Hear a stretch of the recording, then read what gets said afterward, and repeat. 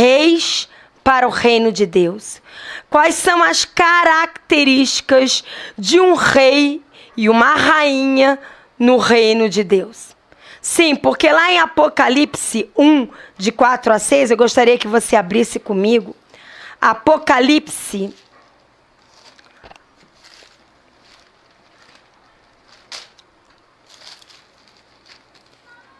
Apocalipse de João, que João recebeu a revelação do Senhor. Apocalipse de João, capítulo 1, versículo 4 ao versículo 6. Olha o que diz. João, às 7 igrejas que se encontram na Ásia. Graça e paz a vós outros, da parte daquele que é, que era e que há de vir, da parte dos 7 espíritos que se acham diante do seu trono, e da parte de Jesus Cristo, a fiel testemunha, o primogênito dos mortos e o soberano dos reis da terra.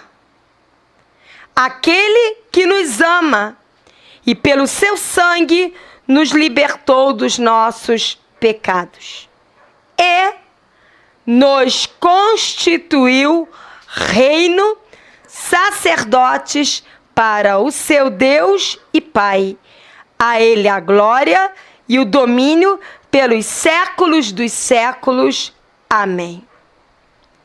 O Senhor constituiu a mim, a vocês que me ouvem, cada um de nós que colocamos Jesus como Senhor e Salvador das nossas vidas. Que escolhemos ser discípulos, não simpatizantes, mas discípulos de Jesus. Que cremos na palavra dele como verdade, espírito e vida, que nos edifica, nos consola, nos fortalece e nos leva a sermos cada vez mais parecidos com Jesus. Então, você que vive, já não vive mais você, mas você vive para Jesus e para fazer a vontade dele, então você é um rei e uma rainha do reino de Deus. E nós estudamos algumas características, nós ministramos e compartilhamos algumas características na quarta-feira, nem foi terça, foi quarta-feira. E eu não vou pregar tudo de novo, só vou relembrar os tópicos das características que nós ouvimos do Senhor aos pés dele na quarta-feira. O primeiro tópico, nós ouvimos que uma característica de um rei do reino de Deus é a obediência para agradar a Deus e não a homens. A segunda característica que nós aprendemos do Senhor de um rei no reino de Deus é a honestidade em Deus.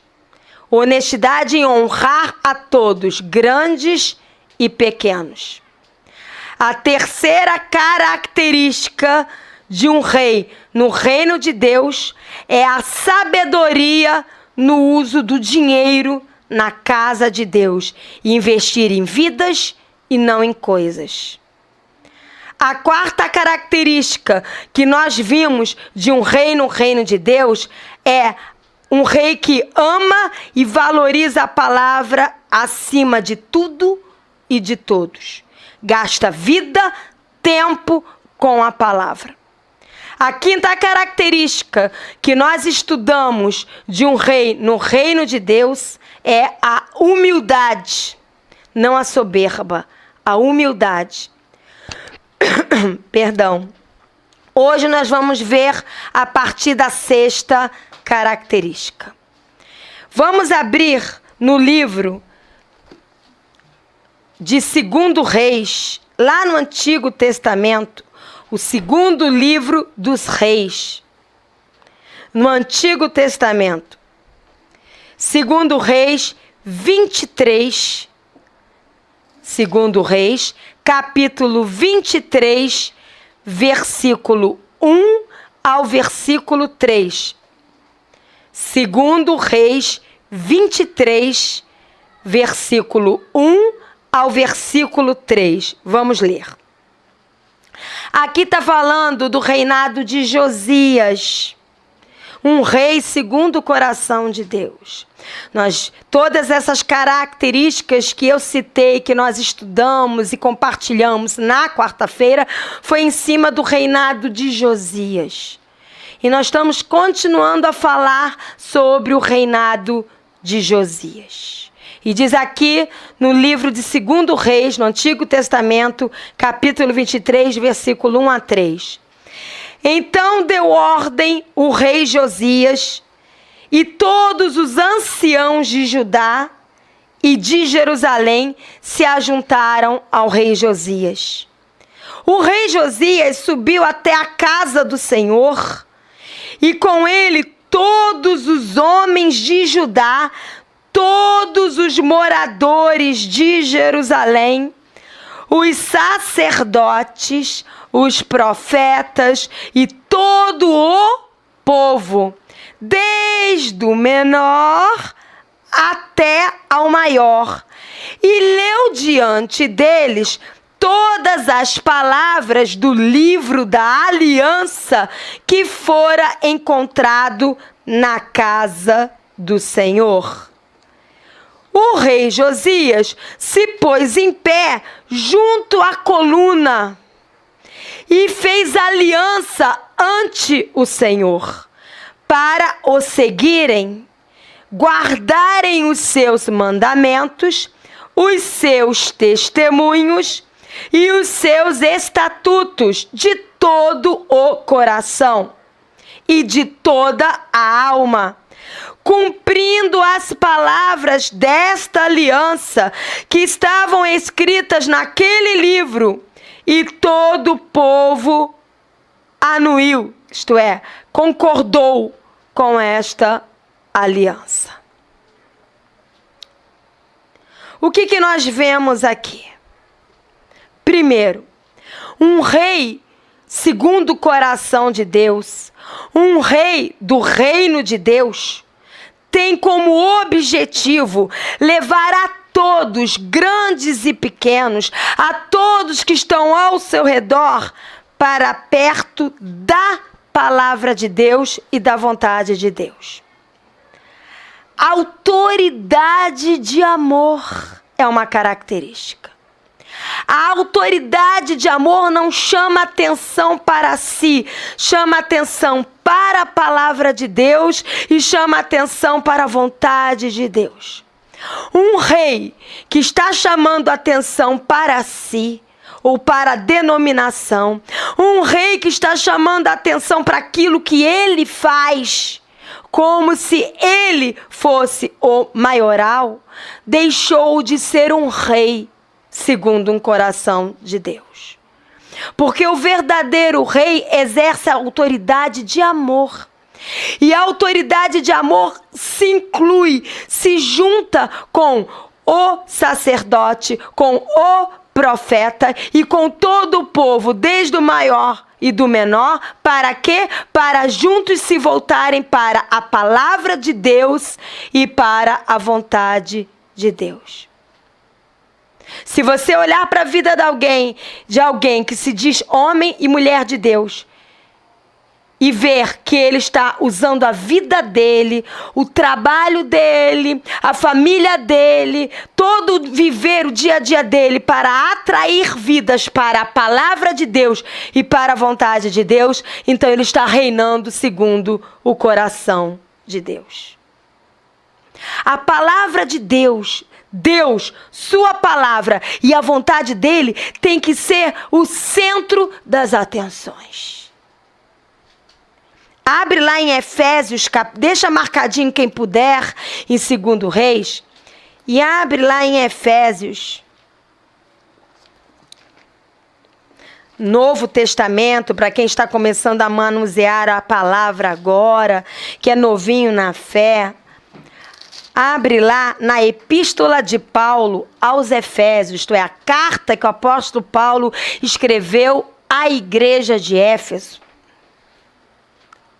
Efésios capítulo 4, versículo 11 a versículo 14. Olha o que diz.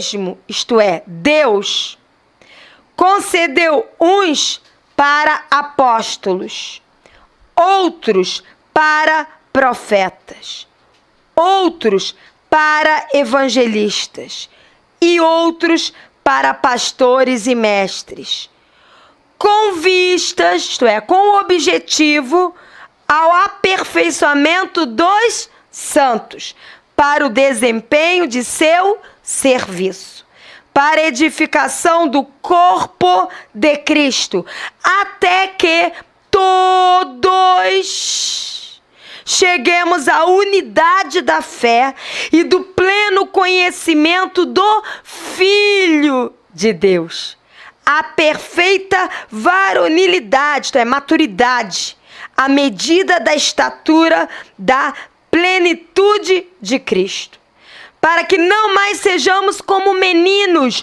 agitados de um lado para o outro e levados ao redor por todo vento de doutrina, pela artimanha dos homens e pela astúcia com que induzem ao erro. Amado, precisamos todos ter a autoridade do amor, isto é, levar nossos irmãos, nós e nossos irmãos, a nos voltarmos novamente para a palavra de Deus. Todos os ministérios na casa de Deus têm um só objetivo: aperfeiçoar a igreja como um todo, trazer a unidade de Cristo na palavra e na fé. Levar todos ao pleno conhecimento da denominação? Não. Ao pleno conhecimento do estatuto? Não. Ao pleno conhecimento da vida particular do pastor? Não. Ao pleno conhecimento do Filho de Deus, Jesus Cristo. A maturidade em Cristo, a estatura e a plenitude de Cristo, para que, como uma igreja madura e ataviada, Jesus possa vir buscar a sua noiva. E não sejamos mais levados por todo o vento de doutrina. Amados, estamos vivendo um tempo de grande seriedade. E o que está vindo aí de vento de doutrina para enganar, perdi já de vista, de tão grande. É vento de doutrina de tudo quanto é lado, acrescentando e tirando da palavra. Amado, precisamos mergulhar na Bíblia, porque só vamos perseverar até o fim se mergulharmos na Bíblia. E só quem perseverar até o fim na palavra, na verdade, é que será salvo. Se ele falou que para não sermos levados pelo vento de doutrina, é porque vem. E não sermos levados pela artimanha daqueles que induzem ao erro.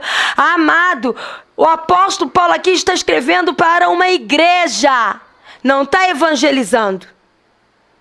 Ele está dizendo: no meio de vós vão vir homens que com artimanha vão induzir ao erro. É dentro da igreja, não é fora. Você não vai ser induzido ao erro pelo seu patrão ou seu colega ímpio, mas por aqueles que vão se infiltrar como líderes no meio da casa de Deus para ensinar doutrinas erradas. Está aqui na Bíblia. Estamos vivendo um tempo de muita seriedade, de muito temor. Um tempo que o Senhor quer edificar o caráter dele em nós. O tempo que ele quer nos levar a ficarmos cada vez mais parecidos com ele. Porque ele vem, a noiva e o Espírito diz: vem, Jesus está voltando. E ele vem buscar a sua noiva.